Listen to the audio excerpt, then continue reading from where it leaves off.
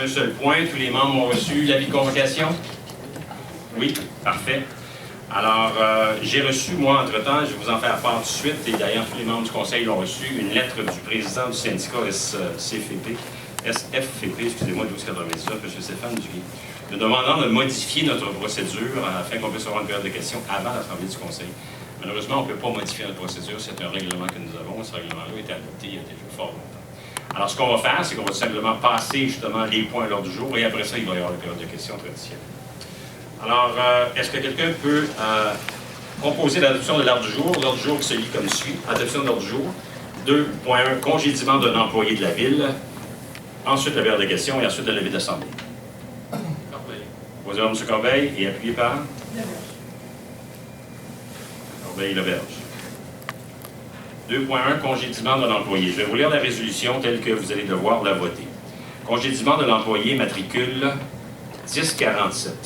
Attendu la gravité des faits et gestes répétitifs posés par l'employé matricule 1047.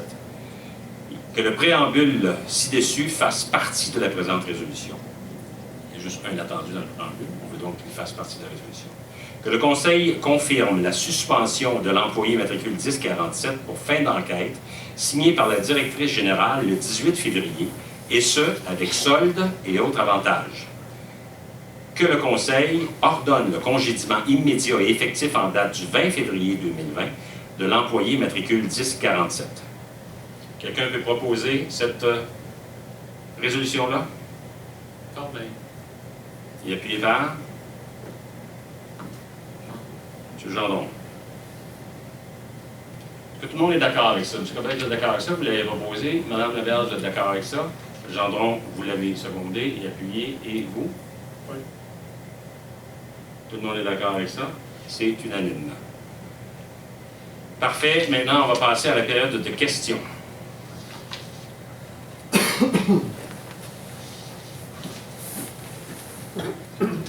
Bonjour, Monsieur le maire. Bonjour, Monsieur et Madame les conseillers. Stéphane Duguay, président syndical 1299. Donc, j'ai pu comprendre que vous aviez eu le courriel.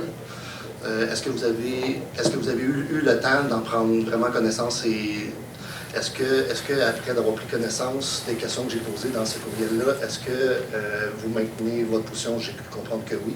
Est-ce que vous pouvez élaborer un petit peu sur les arguments ou pas ce soir?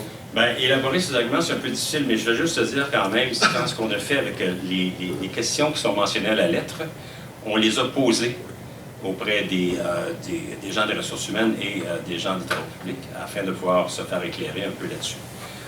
Quant à savoir, par exemple, est-ce qu'il s'est passé des choses le 18, bon, c'était une seule question ou deux questions, il y avait un représentant syndical qu'on nous a dit qui accompagnait justement l'individu qui était là. Nous avons eu des informations sur les questions qui sont mentionnées là, qui nous ont satisfaits. C'est ce que je peux dire là-dessus. OK. Vous considérez que les procédures ont été bien suivies de A à Z par rapport à ce dossier-là? C'est curieux que vous mentionniez ça parce que justement, ça a été relevé par un de mes confrères qui est un avocat et qui a parlé de l'équité procédurale. Alors oui, on s'est posé des questions sur l'équité procédurale parce que c'est toujours l'un des éléments très importants qui est abordé par le juge, c'est savoir si on a permis aux gens de s'exprimer comme il faut. Les réponses qu'on nous a données nous ont porté à croire que l'équité procédurale avait été respectée. OK. Est-ce que vous croyez que dans un cas de congédiement, où est-ce qu'il y a une partie syndicale impliquée, oui, vous faites confiance aux personnes qui sont les RH, mais est-ce que vous croyez que vous auriez pu peut-être intervenir auprès de syndicats pour avoir peut-être des discussions avec nous par rapport à ça? Parce que je pense qu'il y a quand même deux côtés à une médaille. Vous aviez les arguments des RH, mais vous ne saviez pas de notre côté qu'est-ce qu'on envisageait par rapport à tout ça, qu'est-ce qu'on pensait du problème. Est-ce que vous pensez que vous auriez pu venir nous parler avant de vous en rendre jusqu'à un point où c'est extrême? Parce que là, on parle, ça va avoir un impact majeur sur la vie de cette personne-là. Là, il est ici depuis 14 ans, cette personne-là. Donc lui, je pense que sa vie, c'était l'emploi de la ville. Donc... Pour vous dire que, franchement, vous allez comprendre que vous ne négociez pas à titre de syndicat avec le conseil de ville. vous négociez avec l'employeur qui est représenté par les ressources humaines puis tout ça. Alors, si on a pensé à aller consulter le syndicat, non.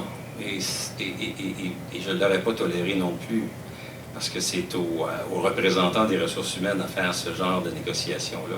Par contre, si vous avez vraiment des choses complètement différentes à dire, on est tous conscients que vous avez un recours qui est ouvert. Pas chez nous, il y a un recours qui est ouvert avec l'arbitre de Grief, ça c'est sûr et certain. Et lui est complètement indépendant. Nous, on aurait pu vous écouter, peut-être, malgré que j'aurais pas aimé ça, là. On aurait peut-être pu être biaisé, pour ou contre, parce que lui, il va être complètement indépendant, c'est ça que je veux dire. OK. Donc, on va faire les procédures normales, les griefs, puis on va aller en arbitrage avec ça, dans le fond. C'est ce que je comprends. Bien, étant donné qu'il a été congédié, si l'employé et si son syndicat prétendent qu'il devrait être réintégré, oui, ça va être un arbitre de grief qui va pouvoir le déterminer. OK, fantastique. C'était les questions que j'avais. Merci beaucoup, M. Ziff. Merci. Pas d'autres questions? Oui. C'est quoi les motifs? C'est les motifs qui sont un petit peu... On ne puisse pas répéter l'erreur. Vous avez tout à fait raison, je ne vais pas répéter l'erreur. Sauf que les motifs de cette situation-là, malheureusement, je ne peux pas vous les communiquer. Je ne peux pas vous les communiquer parce que, justement, ce sont des motifs qui permettent à la direction des ressources humaines de pouvoir étayer la preuve de son jugement. Et ça, quand ça va être fait, là, vous allez pouvoir comprendre les motifs plus facilement. Mais nous, ici, malheureusement, on ne peut pas déclarer ces motifs. Mais ça va être connu, définitivement. Si jamais vous décidez, si jamais l'individu décide de porter sa cause devant un tribunal arbitral, et si le syndicat l'accompagne, c'est sûr et certain que les motifs vont être connus. Ils vont être déposés. À balancer le pour ou le contre. Bien, devant un juge, c'est exactement ça qu'il faut. Balancer le pour et le contre. Exactement. OK? S'il n'y a pas d'autres questions, quelqu'un propose de lever de l'Assemblée? Corbeil et Mme Laberge.